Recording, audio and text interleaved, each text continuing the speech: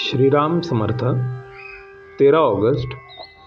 देहाचे भोग आणि आनंद तुम्हाला आपल्या हिताकरिता दुसऱ्याच्या उपयोगी पडणे जरूर आहे। तुम्ही असे नाही म्हणता कामा की परमात्म्याने याला अशी स्थितीत ठेवला आहे, त्याच्या विरुद्ध कसे जावे। तुम्हाला परमात्म्याच्या विरुद्ध जाणे शक्यच नाही, पण आपल्या हिताकरिता म्हणजे आपली देहबुद्धी कमी होण्यासाठी दुसऱ्याच्या उपयोगी पडणे जरूर आहे। जसे लहान मुलांना खाऊ वगैरे दिला म्हणजे घरच्या यजमानाला पोहोचतो, तद्वत लोकांच्या उपयोगी पडले म्हणजे परमात्म्याला पोहोचते। परमात्म्याने पाठविलेले दुःखनी संकटे यात आनंद मानला पाहिजे।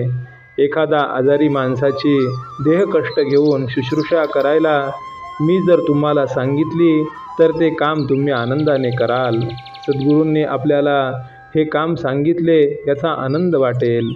मग परमात्म्याच्या इच्छेने येणारी दुःखनी संकटे यांचाही तुम्ही का नाही मानू आनंद। पण परमात्मा आपला सर्वस्वी हितकर्ता आहे असा तुमचा दृढ विश्वास आहे कुठे। परमात्म्याने धाडलेली संकटे त्यालाच दूर करायला कशी सांगावीत। दुसरे असे की भोग हा भोगायलाच पाहिजे, आता जर भोगला नाही तर पुढे भोगावा लागणारच ना। देह सुस्थितीत असता म्हणजे देहाचा विसर पडतो असे तुम्ही म्हणता, पण तुम्हाला देहाचा खरा विसर कधीही पडत नाही, त्याची आठवण सामान्यपणे असतेच। दुखणे वगैरे आले म्हणजे ती विशेषपणाने भासते इतकेच। दुखणे आणि त्याचे दुःख ही दोन निराळी असल्यामुळे दुखणे आले तरी मनुष्याला आनंदात राहता येईल। ज्याच्याजवळ भगवंत असेल त्यालाच आनंदाने जगणे प्राप्त होईल। म्हणून ज्याला आनंदात जगायचे आहे त्याने नाम घ्यावे आणि भगवंताच्या अनुसंधानात राहावे। अनुसंधान कशाला म्हणावे।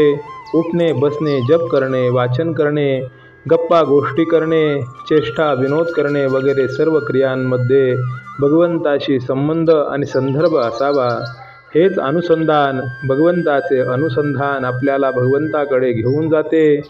मी अनुसंधान टिकवीन असा मनाचा निश्चय करावा। जगाच्या प्रवाहात उलट पोहणे म्हणजे भगवंताचे अनुसंधान टिकविणेच होय। भगवंताचे होऊन प्रपंच करणे ही सर्वश्रेष्ठ कला आहे। भक्ताला ही कला अवगत झाल्याने भक्त भगवंतमय होऊन त्याला सर्व जगात आनंदच दिसतो। देहाची सुखदुःखे प्रारब्धावर टाकूया आणि नामस्मरण प्रयत्नाने व प्रेमाने करूया। श्रीराम समर्थ।